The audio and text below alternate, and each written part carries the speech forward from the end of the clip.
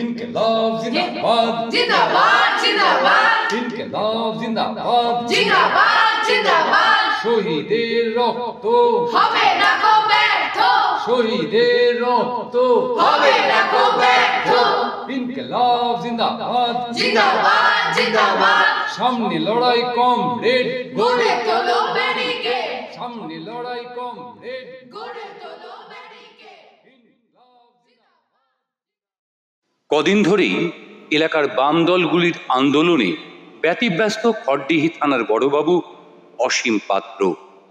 থানা এলাকায় ৬০ আর ৭০ দশকে নিহত বাম কর্মী সমর্থকদের স্মৃতিতে নির্মিত শহীদ বেদিগুলি রাতের অন্ধকারে ভেঙে দিয়ে যাচ্ছে কে বা কারা।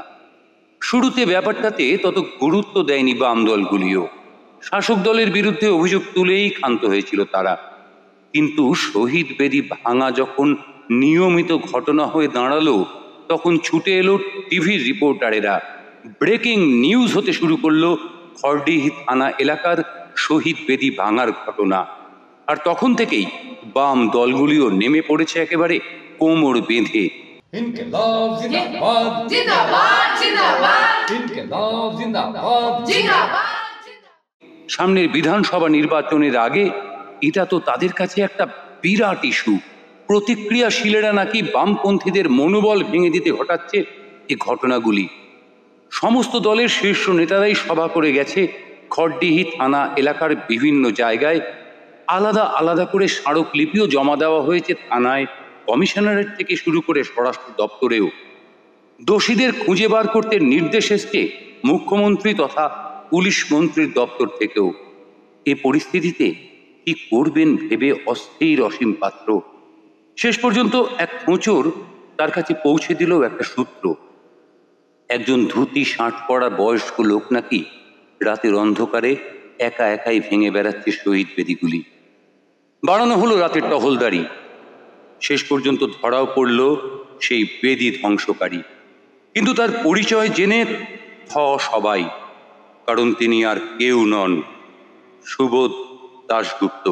শহীদের রক্ত হবে না কো ব্যর্থ শহীদের রক্ত হবে না কো ব্যর্থ ইনকিলাব জিন্দাবাদ জিন্দাবাদ জিন্দাবাদ সামনে লড়াই কমরেড গড়ে তোলো ব্যারিকেড কমিউনিস্ট হিসেবে যার খ্যাতি ছিল দেশজোড়া, কিন্তু ১৯৭৭ সালের পর থেকে ধীরে ধীরে গুটিয়ে নেন নিজেকে। একেবারে ঘনিষ্ঠ মহলে কিছু ছাত্রছাত্রী নিয়ে অন্য ধারার কাজকর্ম করেই দিন কাটছিল তার। ভাঙা বেদিগুলির অনেকগুলোই ছিল তার সহকর্মীদের, যাদের সাথে একসাথে লড়াই সংগ্রামের পথে ছিলেন সুবোধ দাশগুপ্ত। শুরু হলো পুলিশি জিজ্ঞাসাবাদ, আদালতে মামলা, আর সেই সময়ই সমক্ষে এলো বেদি ভাঙার কারণ।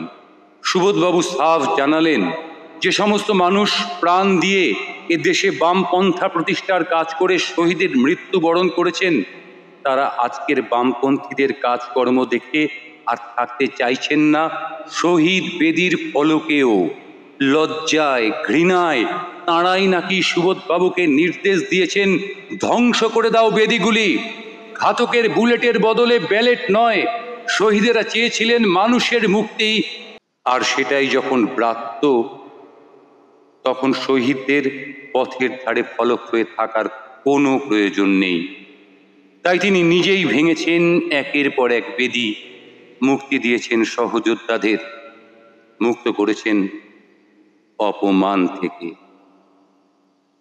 আগামীকাল আদালত রায় দেবে এ মামলা।